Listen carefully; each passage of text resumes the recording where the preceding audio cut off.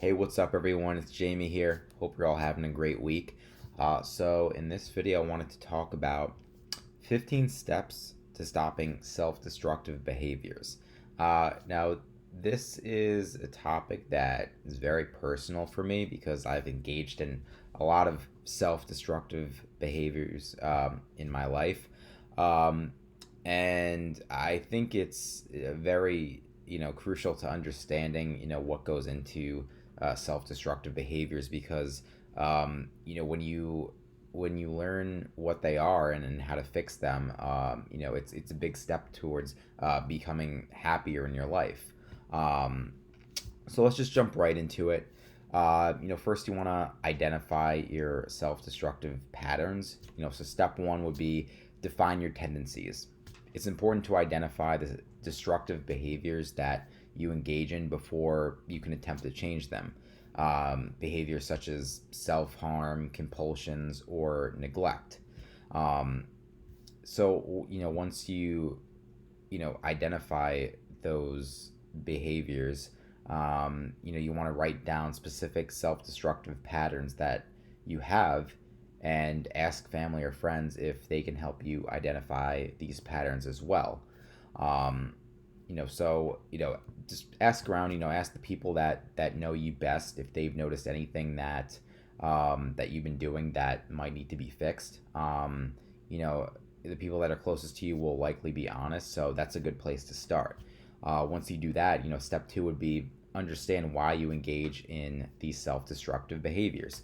So you might engage in these thoughts to distract from painful thoughts or emotions, like drinking too much alcohol because you're anxious to fit in. A lot of people drink socially. If you go out to a bar or a party, you might drink too much.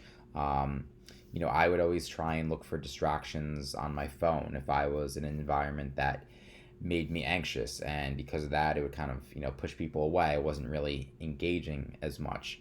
I would also end up drinking too much when I was out because I felt like I needed to relax, and I kind of overdid it, and it didn't end up well. So, um, definitely you want to understand why you're engaging these behaviors before you can, start fixing them. So step three would be determine the consequences of these behaviors. So every action has consequences. Identify why these behaviors are negative. Like if you think you drink too much, it could be because you black out and you make bad decisions. When I would procrastinate or distract myself from listening to important information, it would make me look like a bad listener or that I was unreliable. This could apply to home with my wife or at work, listening to um, information about what needs to be done, just because the fear of doing it or the anxiety of just trying to do things the right way, whatever it is. That's the point. You want to figure out why you're engaging in these behaviors, and what they are, what kind of patterns you have.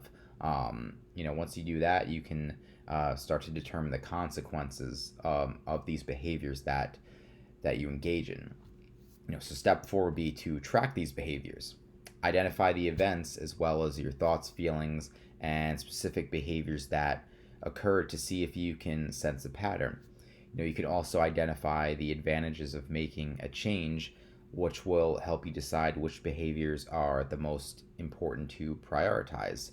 So you want to see, if you make a specific change to your behaviors, which one would be the most beneficial to you. If I'm always on my phone, it's distracting me from what's going on around me. I want to make an effort to you know prioritize situations in which I should be paying attention the most, because if I'm not paying attention, then I'm not listening, I'm not engaging, and I'm missing out on important information. So that's the thing that affects my life the most, and that's what I should be focusing on, and that's the type priority for me.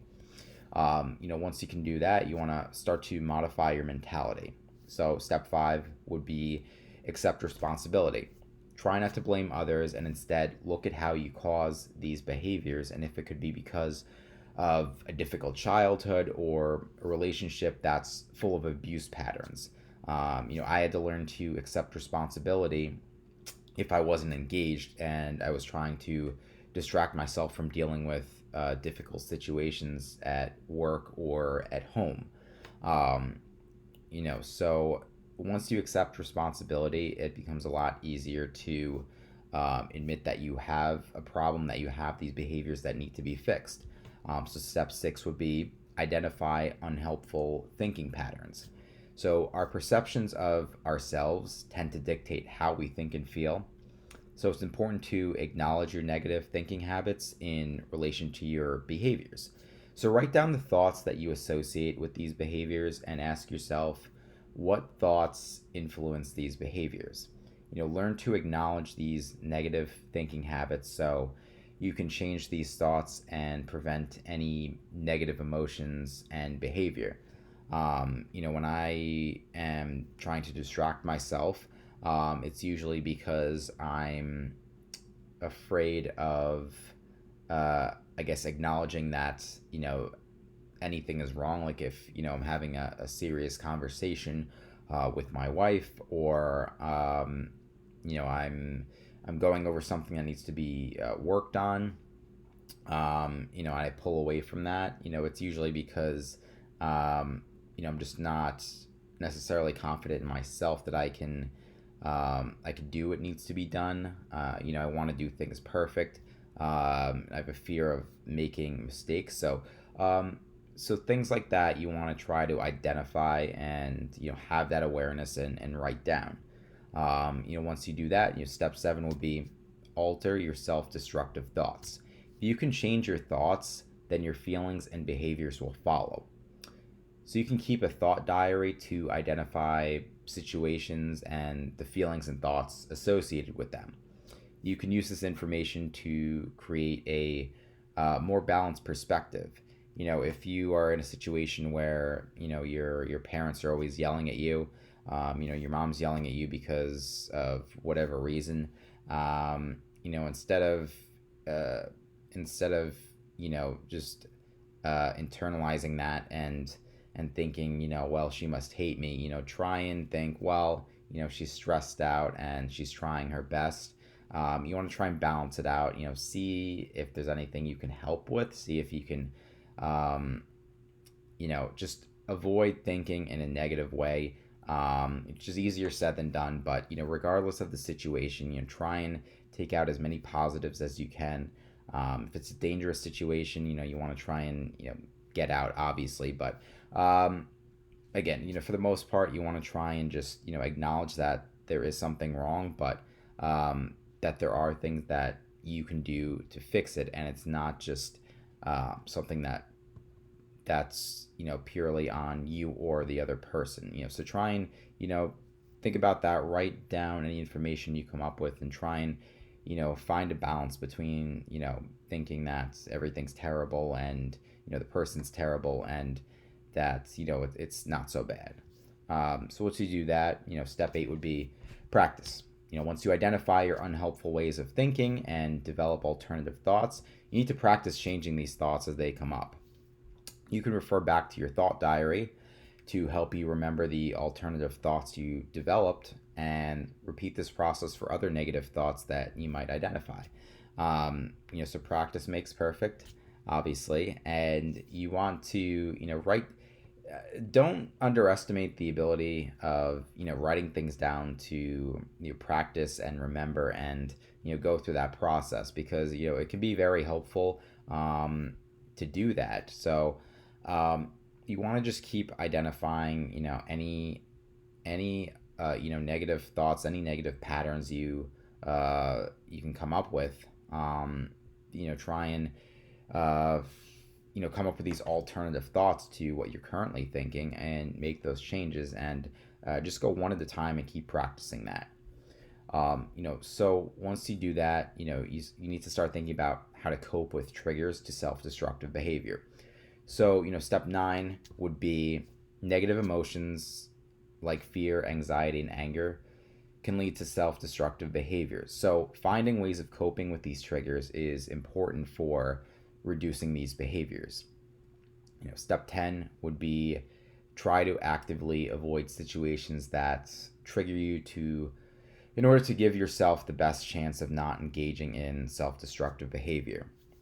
Step 11, make a list of your coping skills and try and find new activities that can become healthy alternatives to these self-destructive behaviors, like any sports or physical activities. Step 12, learn to tolerate your negative emotions. Identify why you feel that way. Understand that it will pass, it's just temporary, and continue to write down these observations. Step 13, take care of your health. Stress can cause people to engage in unhealthy behaviors as coping methods. So you need to take care of your health both physically and mentally, and try and de-stress as much as possible, because when you're stressed out, you're more likely to engage in these behaviors. Step 14, engage in healthy behaviors by focusing on those that support you and moving away from those that are abusive towards you. So you want to try and identify people in your life that aren't very supportive of you, that get you to engage in dangerous behaviors like smoking or drinking a lot, or procrastinating, not focusing on being productive. And you want to try and get away from those people as quickly as possible, even if they are close friends or family. If they're not good for you, definitely you don't need those people in your life. And step 15, get professional help from a psychiatrist or therapist if you feel like you need it, since sometimes self-destructive behaviors can include self-harm or lead to other abuse or trauma. So again, going back to the beginning, you want to try and lean on people as much as possible, because sometimes outside observations are the most important way to know if we're engaging in self-destructive behavior. It's easy to say, well, I know myself best, but if you have people that you trust, close friends or family, and they're telling you that they think there's a problem, and it gets to a point where they need to have an intervention to help you spiraling, to stop you from spiraling, just going out of control, then I think that's a sign that there's only so much that you can do to help yourself. But if you feel like writing things down, identifying these patterns, no matter what you do, you can't seem to escape that cycle, then that's a good sign that you might need professional help. And there's nothing wrong with that. I mean, you can only help yourself so much before you might need to reach out to someone professionally. So, those are the 15 steps to stopping these self-destructive behaviors. If you follow them all the way through, you most likely will be able to get rid of these behaviors. It's a constant struggle for a lot of people, constant work in progress. You always have to keep working on yourself, but if you do it, you can definitely start to lead a happier and healthier life. This is what I went through, and I feel like I'm a lot happier and healthier and better off because of it. All right, so again, that's it for this video.